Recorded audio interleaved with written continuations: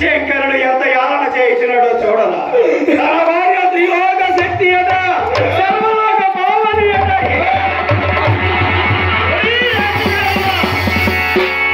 ఏమి నీ క్షేమం కోరి చెప్పుచున్న నా మాటల్ని అతిక్రమించుదువా?